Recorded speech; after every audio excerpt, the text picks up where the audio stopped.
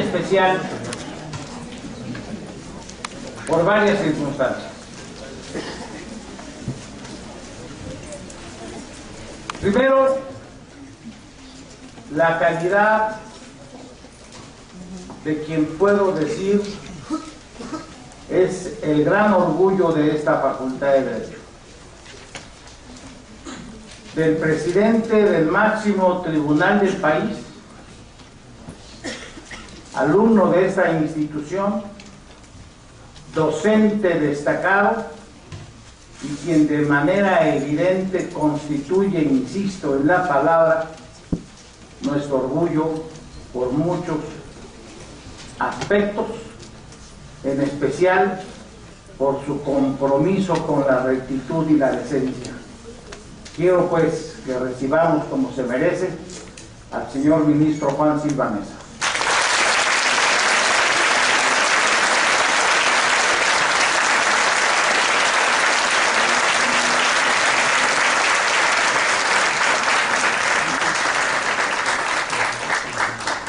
Con la honrosa representación de nuestro rector, quien por causas de fuerza mayor no se encuentra con nosotros, pero quien sin duda se encuentra bastante ligado a esta institución, pero no menos relevante, sino con esa misma presencia académica que lo ha distinguido siempre, en especial desde el lugar que ocupa como abogado general.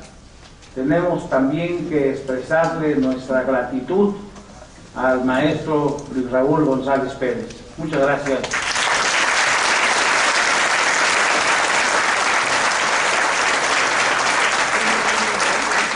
Y sin duda también preside este evento nuestra directora y anfitriona, reconocida como la primera directora de nuestra institución después de varios siglos, y quien realiza un trabajo ejemplar en bien de actividades académicas relevantes, la doctora Leoba Castañeda.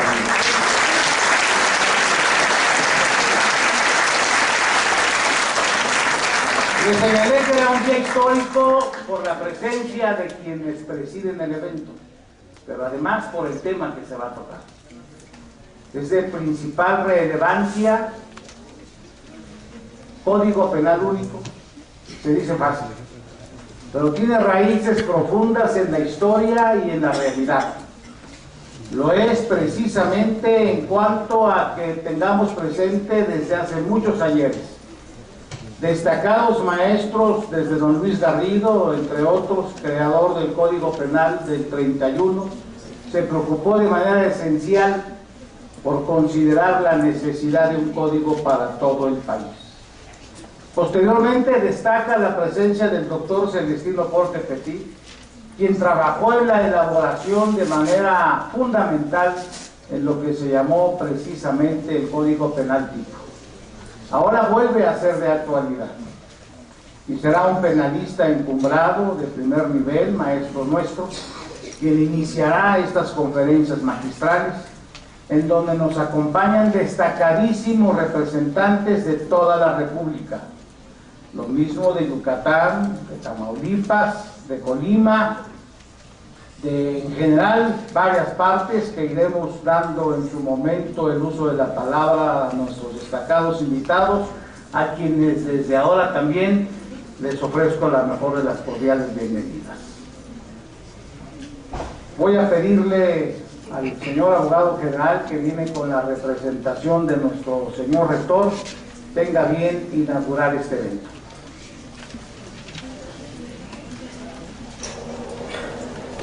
Muy buenos días, tengan todos y todas ustedes.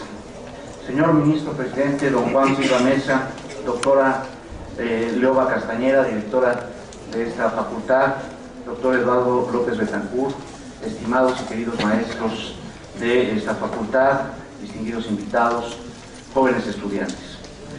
A nombre del señor rector, el doctor José Narro, me es muy grato el día de hoy, 13 de mayo del 2013, declarar formalmente inaugurados los trabajos de las conferencias magistrales sobre el tema Código Penal Único. pido para esta declaratoria inaugural un fuerte aplauso para los organizadores. Muchas gracias.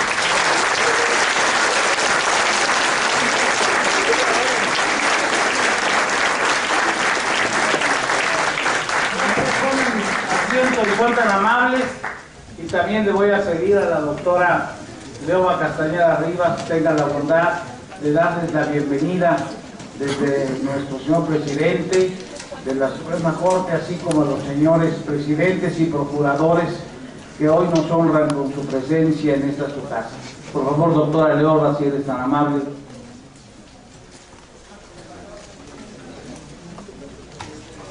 Muchísimas gracias. Para mí, para esta institución, es sumamente grato tenerlos aquí congregados para discutir este tema de gran relevancia. Y bueno, como primera parte, como decía el maestro López Betancourt, un poquito más adelante iremos mencionando a cada uno de los presidentes de los tribunales superiores de justicia del país que nos acompañan, a las distinguidas personalidades que harán posible este gran panel, esta posibilidad de determinar hacia dónde podemos llegar con un código penal único. Grandes logros se persiguen con esta gran iniciativa, y para mí es muy grato darle el uso de la palabra, sin más preámbulo, al señor ministro presidente de la Suprema Corte de Justicia de la Nación, al doctor don Juan Silva Mesa, para que dicte esta primera conferencia magistral. Que nos haga ese honor, señor ministro, presidente, si fuera usted tan amable, y bienvenidos todos. Muchísimas gracias.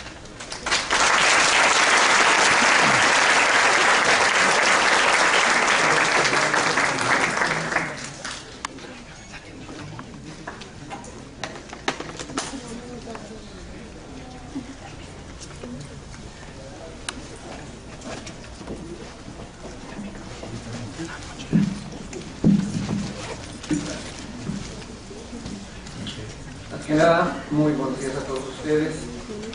Es para mí, como siempre, que he tenido la oportunidad de regresar a nuestra Facultad de Derecho, particularmente grato. Tanto más como el día de hoy, que he recibido esta inmerecida distinción de hablar en este tan importante ciclo de conferencias en relación con un tema que ha señalado ya por el doctor López Betancourt, de una gran trascendencia. Váyanse estas mis palabras para participar a ustedes de este momento tan particularmente grato en su servidor, regresar a nuestra facultad y además hacerlo con este tema, por si fuera poco, respecto de esta organización que se ha dado bajo, como siempre, ha sido venturoso, la batuta de nuestra directora de esta facultad, querida doctora Leoba Castañeda Rivas. La presencia con la honrosa representación de nuestro rector, del maestro Luis Raúl González Pérez, nuestro abogado general, y del coordinador de este evento, el doctor Eduardo López Betancourt, también nos da motivo de particular satisfacción. Decíamos que es un tema que con toda oportunidad es tratado en esta facultad, con la distinguida presencia y participación de experimentados presidentes de Tribunales Superiores de Justicia de nuestra nación, procuradores generales de justicia, todos que tienen que expresar una opinión. Hoy que es tan importante, hoy que es tan necesaria, hoy que estamos en el tránsito de una reforma constitucional en materia penal, que así lo hemos expresado y no hemos sido los únicos, se ha dicho, es una reforma de tal envergadura, de tal magnitud, que nos hace volver a estudiar nuestros textos en materia penal, en tanto que implica no solamente una reforma constitucional y legal más, sino todo un cambio cultural en relación con esa disciplina y con el comportamiento de nosotros como mexicanos y todas las autoridades y toda la sociedad en general. Por eso es pertinente hacer referencia a ello y que sea la nuestra una participación, que sea la nuestra también un punto de vista que se sume a los que aquí en esta mañana se ven, para que se conduzca, como se ha dicho por la doctora Castañeda, pues al mejor puerto estas inquietudes que están ahora presentes, ya no como una mera inquietud, sino ya realidades en la implementación de la reforma penal. La reforma penal se inicia en su implementación prácticamente desde el 2008, pero siempre ha estado ayuda de tener la guía, tener el faro. ¿Y dónde van a estar esos faros? Precisamente en la legislación secundaria, que venga a desarrollar precisamente los contenidos constitucionales en la misma, y por eso es donde surgen ya la incertidumbre. ¿A dónde vamos? ¿Con un código penal único, con un código de procedimientos único, un código de procedimientos federal, leyes generales en materia penal? En fin, en esta situación se encuentran ya con un avance en la materia de procedimientos penales, pero de todas maneras están presentes allí la necesidad de escuchar estas cosas. Nosotros, se ha dicho ya por el doctor López Betancourt, efectivamente la unificación de las codificaciones en materia penal, tanto sustantiva como adjetiva, es un tema en modo alguno novedoso. Esta inquietud ha sido ya expresada y sostenida por renombrados juristas. Se ha recordado a don Luis Garrido, se ha recordado ahora a don Celestino Portentilla y otros juristas que también han dedicado sus empeños a trabajar sobre la unificación penal. Un antecedente relevante, desde luego, es el que se dio en el mes de septiembre de 1951, época en que sesionó el llamado Congreso Científico Mexicano, en cuya sección de Derecho Comparado se aprobó lo siguiente, aquí abriríamos comillas. La sección, considerando la unidad fundamental y básica del derecho mexicano, solo formalmente diversificado por la existencia de códigos locales, promulgados por los distintos estados de la Federación, y estimando que existe una conciencia nacional que reclama la unificación de las leyes civiles, penales y procesales de la República, con objeto de eliminar las incertidumbres, inseguridades, conflictos y dificultades que la multiplicidad legislativa origina en el país. Hablamos de 1951. Propone al Congreso Científico Mexicano que adopte la siguiente resolución. 1. Debe procederse a la inmediata reforma del artículo 73 constitucional en su fracción décima para atribuir al Congreso de la Unión la facultad de dictar leyes en toda la República en materia civil, penal y procesal en los mismos términos en que están concebidas sus facultades legislativas en las demás materias incluidas en la mencionada fracción décima del artículo constitucional de referencia, 1951.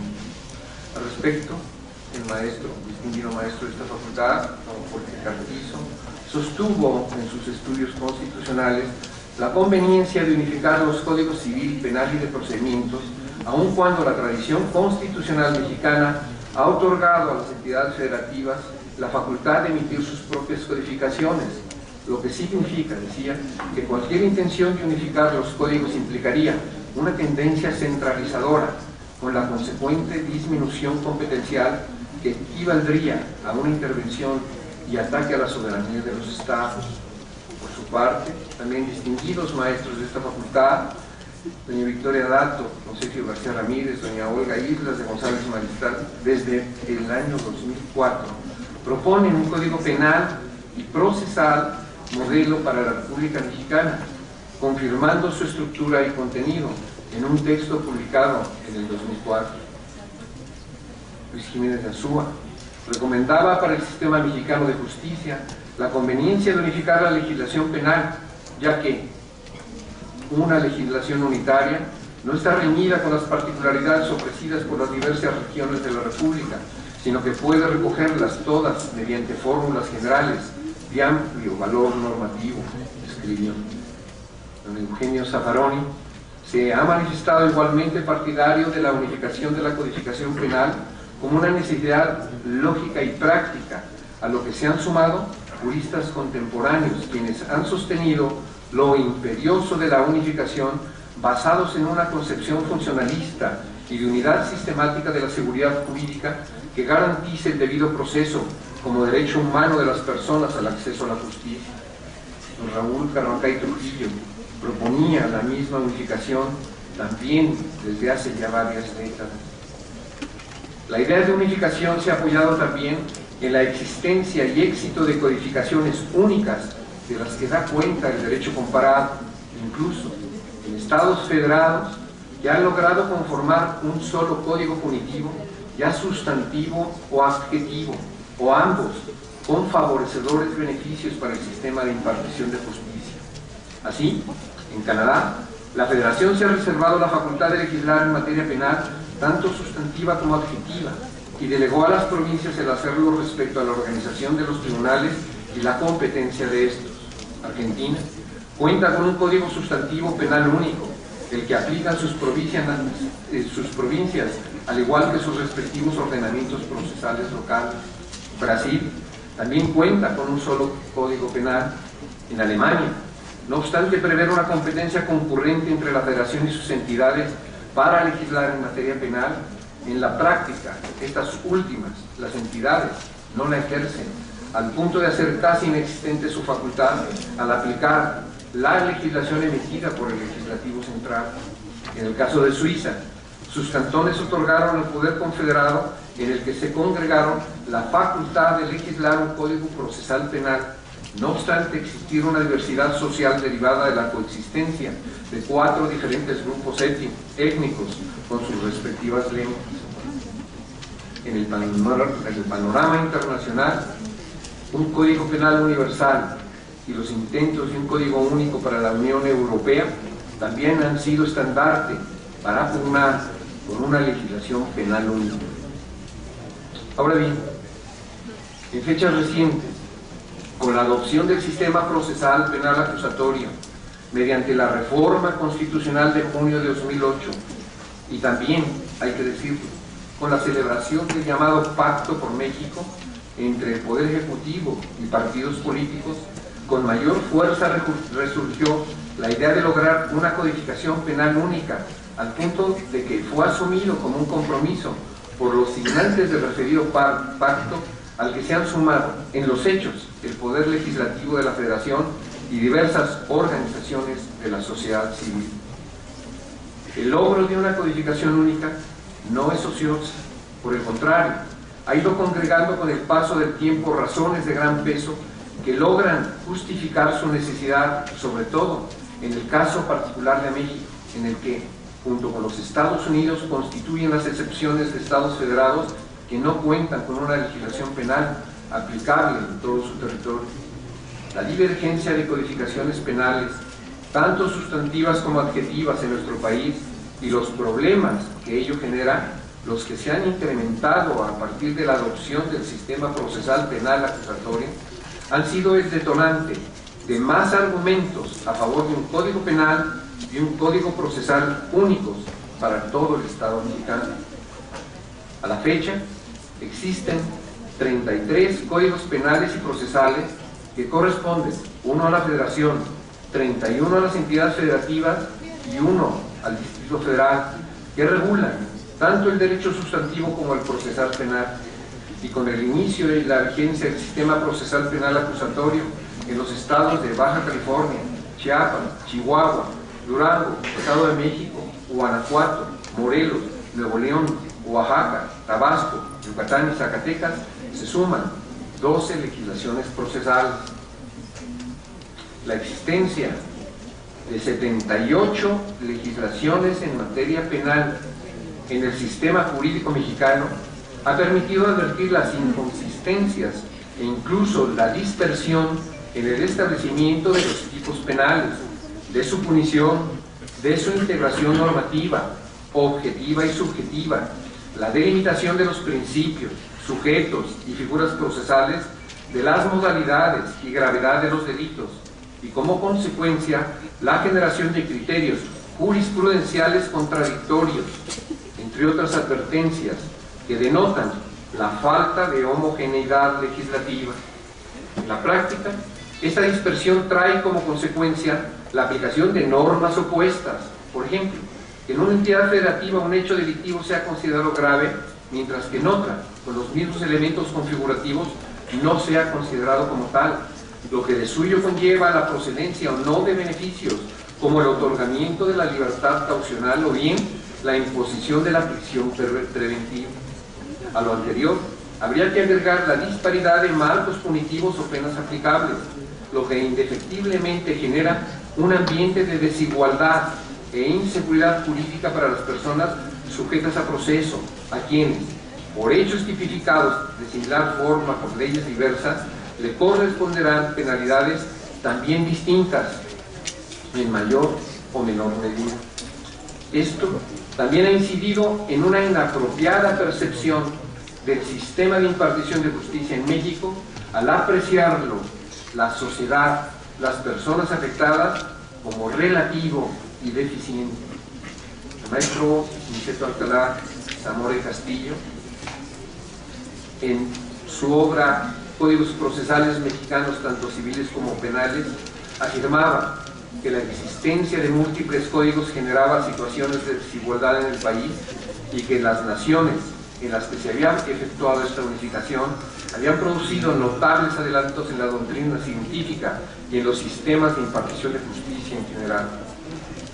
Contra la diversidad como generadora de conflictos jurídicos es que surge la propuesta de unidad sostenida por múltiples razones que tienden a lograr identidad normativa en materia penal, propuesta que guarda invariablemente congruencia y de esta forma se pueda constituir en un verdadero sistema jurídico porque se garantice la prevalencia del Estado de Derecho, sobre todo porque precisamente esa materia es una de las que mayor afectación tiene en relación a los derechos humanos de las personas.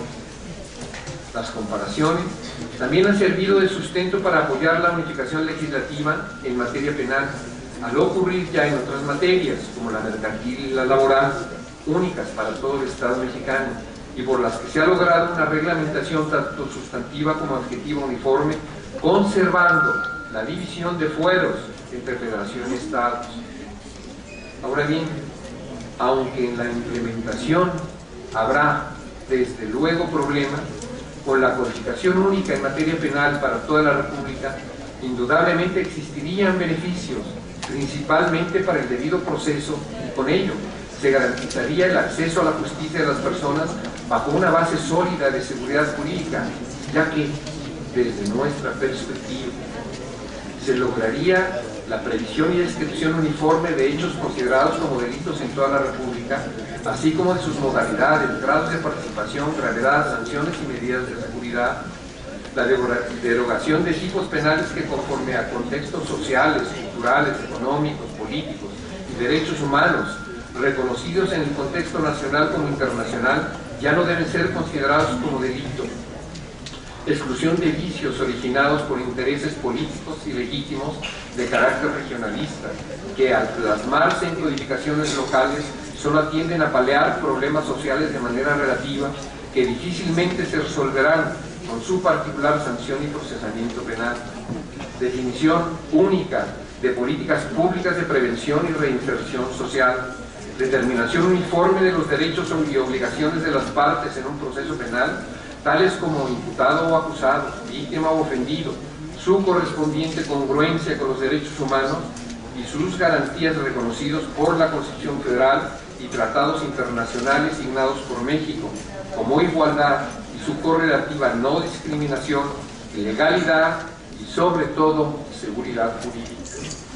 Previsión homogénea de los principios y figuras procesales que garanticen el debido proceso como derecho humano de acceso a la justicia, tendiente cada vez más a su simplificación. Intervención eficaz de los órganos de procuración e impartición de justicia, basada en un procedimiento homogéneo. Disminución de criterios jurisprudenciales contradictorios debido a la identidad normativa en materia penal. Emisión de doctrina jurídica coincidente, derivada también de la unificación normativa en materia penal. Fortalecimiento del Estado de Derecho como como consecuencia de la previsión y aplicación única en materia penal y de la impartición de justicia respetuosa del debido proceso. La unificación de la legislación en materia penal compromete tanto a su parte sustantiva como a la adjetiva. La primera, sí, es la que representa mayor dificultad, ocasionada, entre otros factores, por la atención regionalizada a las condiciones socioculturales de ámbito de aplicación de la norma. Es así que entre las entidades federativas, el Distrito Federal y la Federación, no existe siquiera uniformidad en la denominación de delitos, cuya constitución y configuración es la misma, en la previsión de hechos como delitos, en la proporcionalidad de las sanciones y medidas de seguridad, en las modalidades, grados de participación, gravedad, entre otros. La implementación de la reforma constitucional en materia penal ofrece una coyuntura para el logro de la unificación de la legislación en esta materia y su aplicación en todo el Estado mexicano, ya que se trata precisamente de la adopción de un sistema penal acusatorio. La expresión actual no significa, desde luego, no significa que se haga de lado la unificación sustantiva, sino más bien se atiende a la urgencia de implementar en la Federación como los Estados ese nuevo sistema procesal que con la emisión de un Código Único de Procedimientos Penales se lograría de manera homogénea, congruente y sistemática, facilitando las labores de instrumentación para los órganos públicos de procuración e impartición de justicia. Con la emisión de ese Código Procesal único, que pareciera que es lo más urgente, que atender, se lograría, aparte de los beneficios ya señalados para la unificación completa, lo siguiente: la reglamentación ad hoc de los principios del sistema procesal penal acusatorio previstos en la Constitución, como son la publicidad, concentración, contradicción, continuidad e inmediación. Conceptualización y previsión adecuada de los sujetos y figuras procesales congruentes con este sistema, sobre todo de aquellas que resultan innovadoras, como el juez de control, el juez de juicio oral y el juez de ejecución de pena. Sus atribuciones, el desahogo de las audiencias y la emisión de resoluciones, de las reglas probatorias y su valoración, de los mecanismos alternativos de solución de controversias y de las formas anticipadas de terminación del proceso, de la segunda instancia y los procedimientos especiales, de la reparación del daño a las víctimas, a ofendidos, entre otros. La sujeción de las entidades federativas que han implementado el sistema procesal penal acusatorio al Código Único, que sobre la materia se emitiera, lo que resolvería las diferencias ya advertidas entre sus nuevas legislaciones, no obstante haber pretendido reglamentar los principios del nuevo sistema sin lograrlo de una manera homogénea. La planeación y evaluación de las labores de implementación podrían ser convergentes si se adoptara un plan modelo que vinculara a la Federación, a las entidades federativas y al Distrito Federal. La emisión de instrumentos normativos de carácter orgánico y operativo para los encargados de procurar y administrar justicia conforme al nuevo sistema procesal, como son el Ministerio Público, Policía, juzgadores, autoridades penitenciarias, entre otros. Sería también más homogénea si se logran modelos legales que les sirvan de base. Los cambios reorganizacionales en las instituciones de procuración e impartición de justicia serían también semejantes, pues las plantillas de personal y sus roles serían prácticamente coincidentes, sin importar el fuero. La previsión de infraestructura física y de tecnologías de la información en los órganos de procuración y administración de justicia tendería a ser la misma, con sus proporciones guardadas, lo que facilitaría la operación de los órganos ministeriales, jurisdiccionales y de reinserción social en el nuevo sistema. Lo propio ocurriría con la formación y capacitación de los actuales y futuros operadores del sistema procesal penal acusatorio, a lograrse una homologación y sistematización adecuada de los programas educativos y académicos en la materia conforme a estructuras programáticas concretas y de aplicación práctica a nivel nacional. Es evidente que la unificación de la legislación punitiva y procedimental significaría un gran avance en el camino a lograr mayor efectividad de las disposiciones constitucionales, con la consecuente seguridad jurídica y proporcionalidad en cuanto a procedencia y determinación el monto de las sanciones y de reparación del daño, así como la uniformidad de un debido proceso que garantice con igual certeza todos los derechos de las víctimas. No se es ajeno a los diversos posicionamientos de quienes no comparten la idea de la unión de los códigos procesal y penal, esto es, a la idea de la unificación legislativa penal, y se han opuesto a lo largo del debate. Dos podemos identificar como los principales argumentos que refieren la defensa del federalismo y al reconocimiento de diferencias culturales, étnicas, de carta de identidad. En defensa del federalismo se han dado argumentos que ponen en duda la idoneidad de un código común a todo el Estado mexicano, esencialmente dirigidos a defender la facultad soberana de las entidades federativas en todo lo concerniente a su régimen interior, con lo que se afirma, se hace patente y fortalece el federalismo adoptado constitucionalmente. Sobre el particular, pensamos que ello podría ser una interpretación tal vez desproporcionada por el alcance del término soberanía, ya que este tema podría ubicarse tal vez en razón de la autonomía, mas no en la lesión de la soberanía.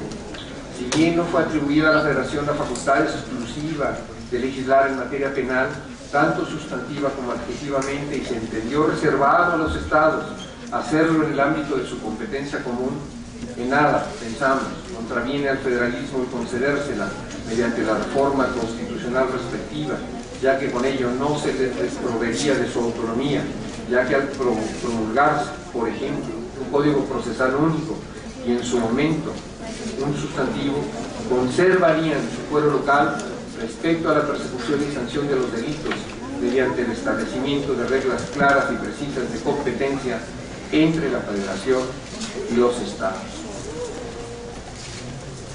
Son muchos los aspectos que pueden abonarse, creo que en un balance en este momento y oportunidad, a partir de la reforma constitucional en materia penal, serían, esta es una perspectiva, es un punto de vista, estamos seguros que el día de hoy se encontrarán y encontraremos diversos criterios, diversas opiniones, pero eso es lo positivo de estos encuentros.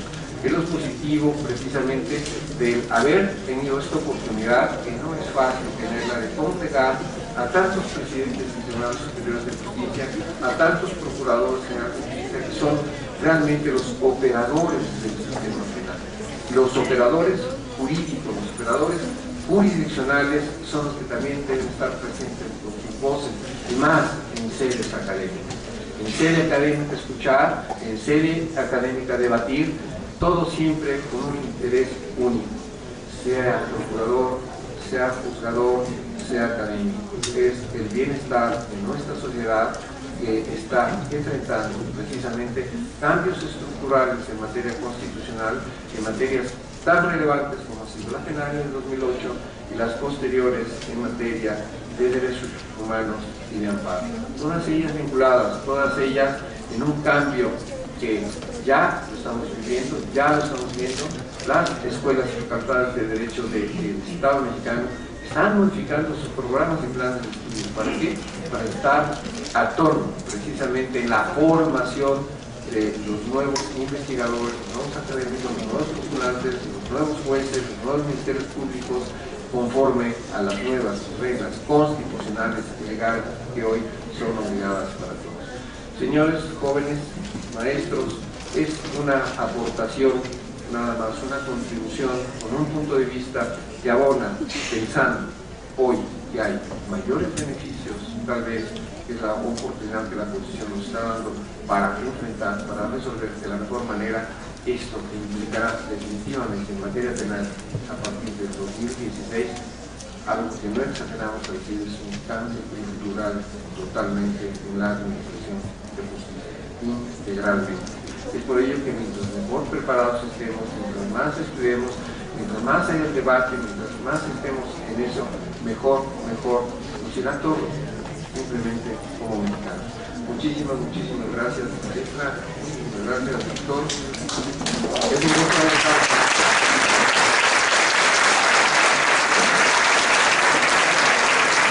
Muchas gracias al señor ministro y maestro don Juan Silva Mesa, quien ha sido muy preciso y exacto. Un aspecto relevante, fundamental, en donde, como también lo señaló, es esencial escuchar la voz de los operadores. Y aquí están, señor ministro Silva Mesa, precisamente presidentes de tribunales, como ya también se ha hecho referencia, el magistrado Marcos Alejandro Celis de Yucatán, el doctor Jesús Martínez Garnelo de Guerrero, el doctor Rommel Moreno de Baja California, la procuradora Alicia Fragoso Sánchez de Tlaxcala, el señor magistrado Bernardo Salazar de Colima, también destacados académicos como el señor rector de la Universidad de Oaxaca, Eduardo Martínez Hermes, el coordinador de estudios de posgrado de Derecho, muy ligado a nuestra facultad, el doctor Gonzalo Armienta, los magistrados Mauricio Moreno, Javier Medina del Estado de México, de igual manera de Tamaulipas, el doctor Plutarco Arcos, a quienes sin duda les damos, como ya se ha señalado, a la más cordial bienvenida. Tendremos que señalar también el reconocimiento a nuestros profesores que el pasado martes 7 de los Corrientes expresaron sus puntos de vista, tanto del Instituto de Investigaciones Jurídicas como de esta facultad, sobre este tema tan relevante. Por razones de compromisos y de agenda, vamos a despedir al señor ministro Juan Silva Mesa, no sin antes rogarle precisamente a quien representa el señor rector en esta ocasión y abogado general, además de destacado docente de nuestra institución, que tenga la bondad del licenciado Luis Raúl González Pérez de darle un reconocimiento por esta magistral conferencia al señor ministro Juan Silva Mesa.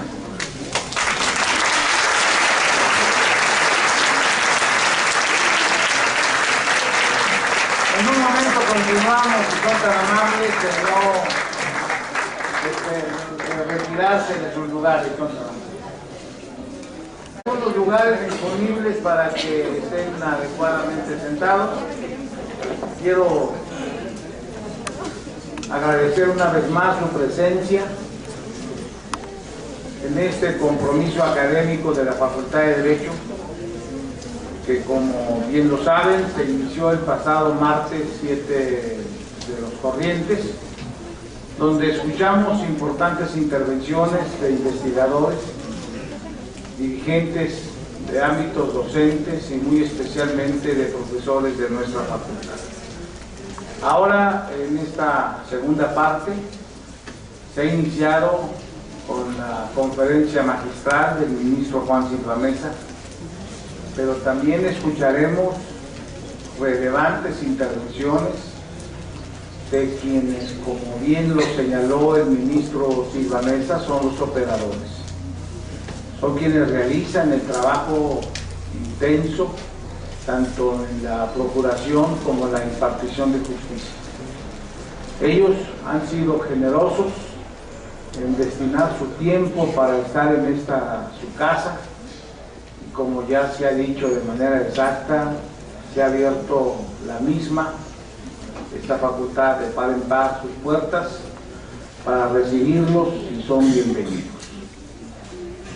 Y en este renglón yo quisiera destacar precisamente la presencia de quien está al frente del Tribunal Superior de Justicia del Estado de Yucatán, un estado que tiene una historia jurídica reconocida, digna de grandes epopeyas, tal vez la más relevante, la que se encuentra en el ámbito de la institución base de nuestro derecho, como lo es el juicio de amparo. Quiero al maestro en Derecho, Marcos Alejandro Celis Quintanal, darle la más cordial de las bienvenidas. Él tiene una amplia carrera profesional y también intensa actividad docente. En el ámbito profesional se destacó desde sus inicios como abogado en organismos como el Seguro Social, la Secretaría de Comunicaciones y Transportes. De igual manera empieza su actividad en el ámbito jurisdiccional como secretario del presidente del Tribunal Superior de Justicia, coordinador de capacitación dentro de la misma institución. De igual manera secretario ejecutivo del Consejo de Instituciones de Procedimientos Electorales, que está dentro del ámbito del Poder Judicial, y magistrado que lo ha sido del ámbito penal.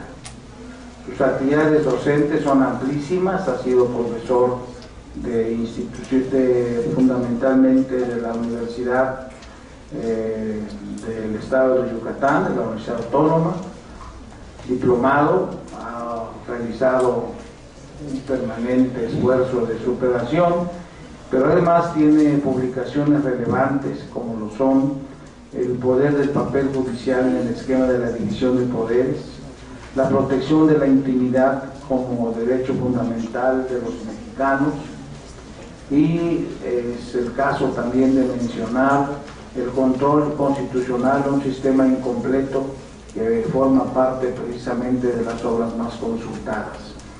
Es por ello pues que para mí constituye un honor presentar a ustedes y pedirles a todos que recibamos con un fuerte aplauso al señor presidente del Tribunal Superior de Justicia de Yucatán, maestro Marcos Alejandro Celes Quintana.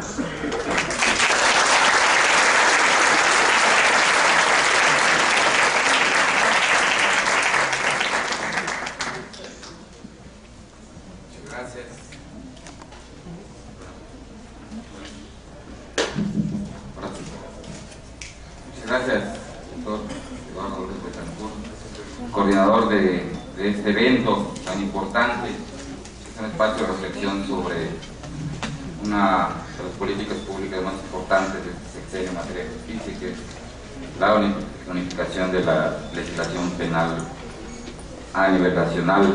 Y por supuesto, muchas gracias a la Facultad de Derecho y a la Universidad Nacional Autónoma de México que nos permiten estar hoy en este evento, y a mis compañeros, colegas, panelistas, al doctor Martínez Garnelo, presidente del Tribunal Superior de Justicia de Guerrero, a la doctora Leoba Castañeda, Alicia Fragoso, Procuradora General de Justicia del Estado de Tlaxcala. Y bueno, para hablar del Código Penal Único, necesariamente tendríamos que tocar temas como el constitucionalismo, porque pues, vivimos en un Estado federal y por supuesto el tema de federación y Estado federal son importantísimos. El artículo 39 de la Constitución establece que la soberanía reside en el pueblo, que el pueblo tiene en todo momento la atribución de cambiar su forma de gobierno. El artículo 40 establece el Estado federal, puesto por la Federación y las entidades federativas. Y el artículo 41 dice que el pueblo ejerce su soberanía por los poderes de la Unión y por los estados en los toca sus regímenes interiores. Dice que en los términos establecidos en las propias constituciones locales. En un esquema federal, bueno, quiero decirles primero que nuestro sistema federal fue copiado prácticamente todos los términos del sistema estadounidense, todos estaremos de acuerdo con eso, ¿no? Que básicamente era el primer estado federal de Estados Unidos cuando se establece la Constitución norteamericana, y a los pocos años nosotros nos independizamos de España y adoptamos este modelo. Este modelo, pues el modelo, si no podemos decir el primer modelo original constitucional de formación federal de un Estado. Y nosotros lo adoptamos como tal. ¿Qué implica este modelo? el modelo implica el reconocimiento de estados que son autónomos, que son soberanos en su régimen interior, que soberanía, si hay alguien superior en lo externo, podría decirse que no es soberanía, eso es una discusión muy teórica, pero bueno, cuando menos esa soberanía interior o régimen y capacidades del régimen interior implica autonomía. Y un Estado federal, la base del Estado federal es la distribución de competencias, es decir, yo, federación, centralizo determinadas facultades, determinadas competencias, y los estados se quedan con el resto o les doy determinadas competencias más el resto, pero finalmente es una distribución de competencias, ¿qué le compete a cada quien? Y eso ha sido reconocido inclusive por nuestra propia Corte, aunque muchas veces ha dicho que nuestro sistema federal no tiene nada que ver con el sistema federal de Estados Unidos, lo cual me parece que es muy desacertado. Entonces, esto viene a colación con el tema del Código Penal único.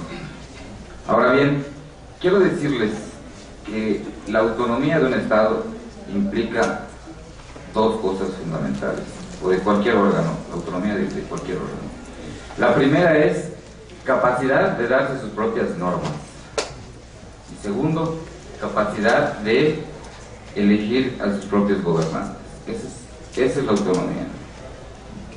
Ahora bien, ¿qué pasa cuando la capacidad de elegir, de darte tus propias normas, ya no la tienes porque la tiene la federación? Seguiremos siendo un Estado federal. ¿Podremos decir realmente que tienen autonomía los estados o no? Yo tengo muchas dudas al respecto. Por supuesto que la respuesta fácil, la respuesta que viene a priori es no, bueno, ahí no pasa nada porque lo único que tenemos que hacer es cambiar la distribución de competencias. Entonces le damos competencia a la federación para que tenga la capacidad de dar normas específicas en determinadas materias y listo, solucionado, ya está en la Constitución.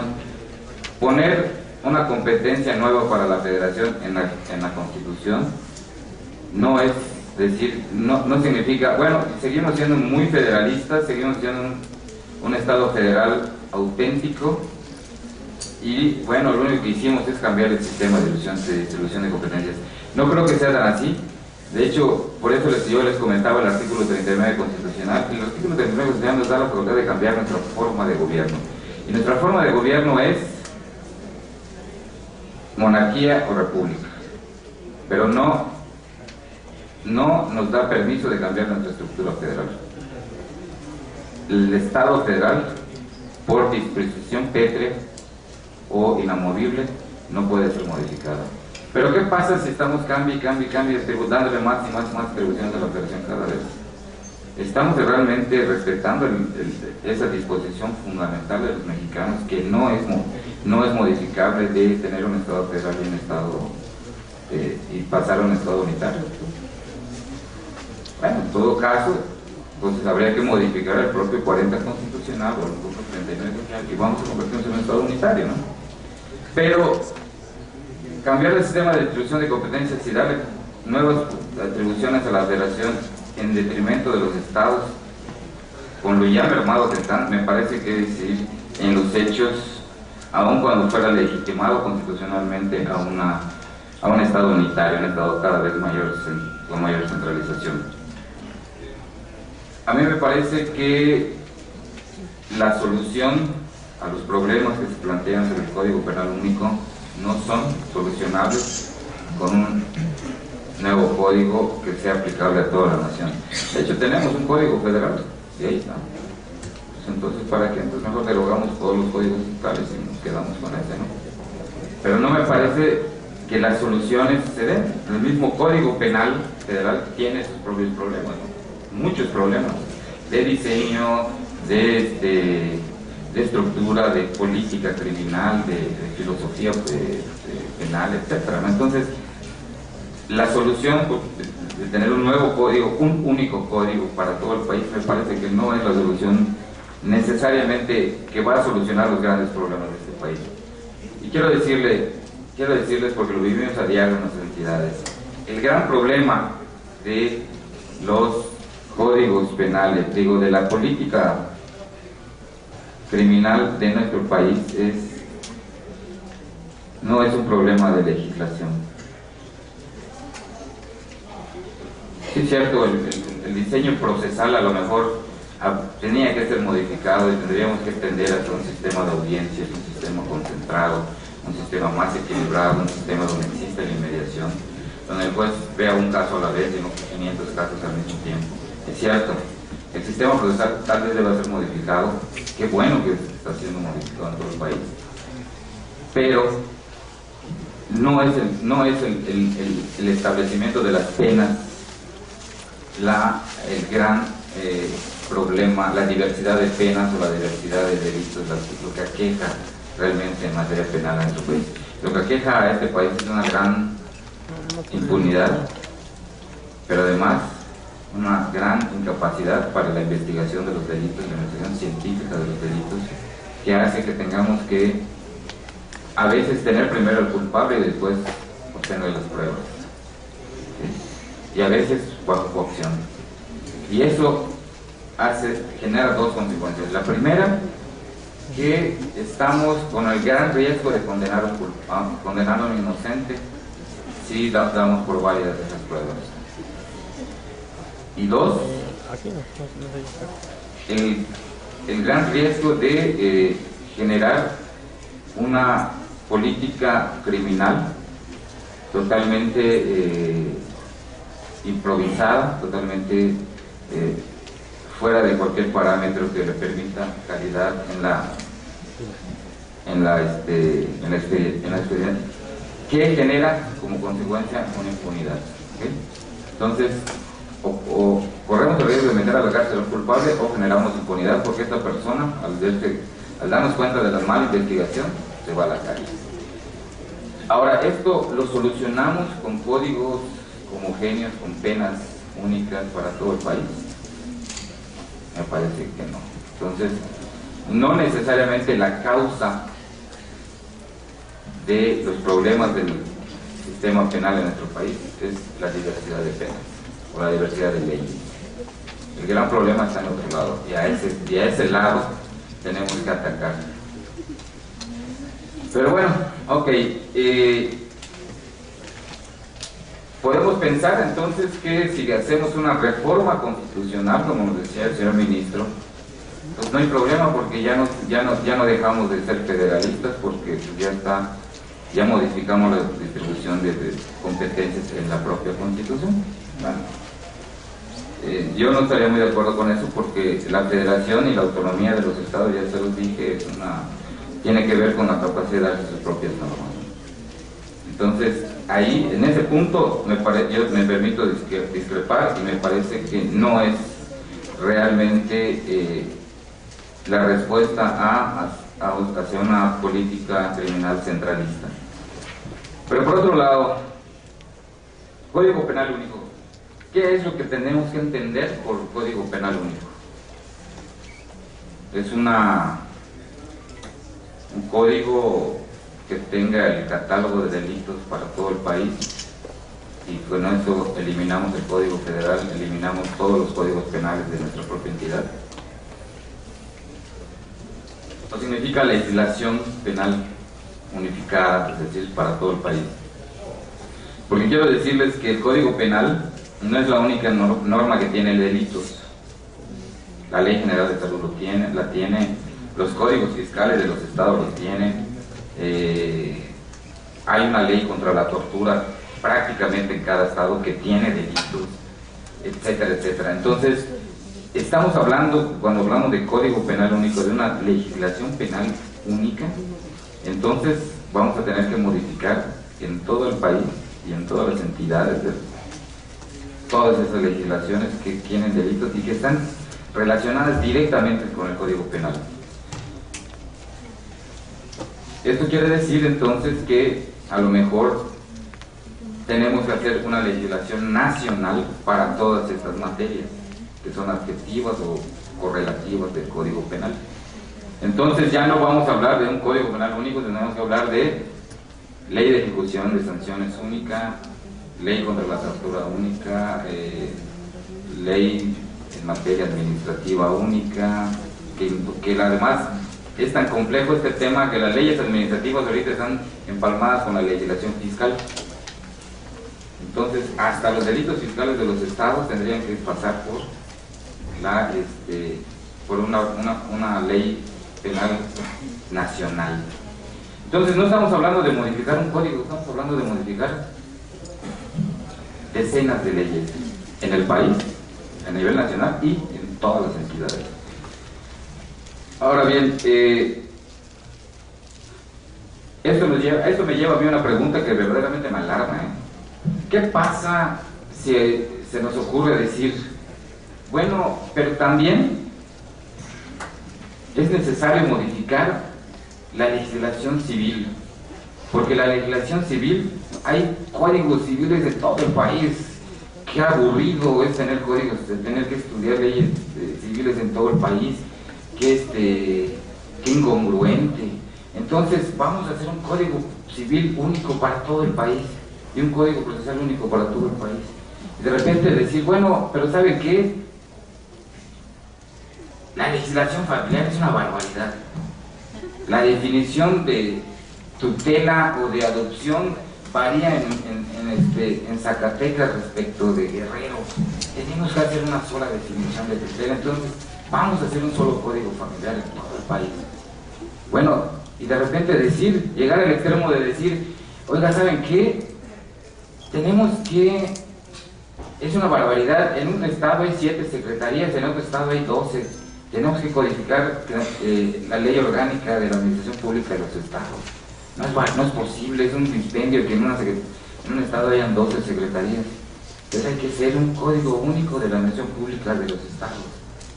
Y bueno, cuando nos demos cuenta, ¿quién le queda a los estados para legislar? Sí. Autonomía, capacidad de darse sus propias normas.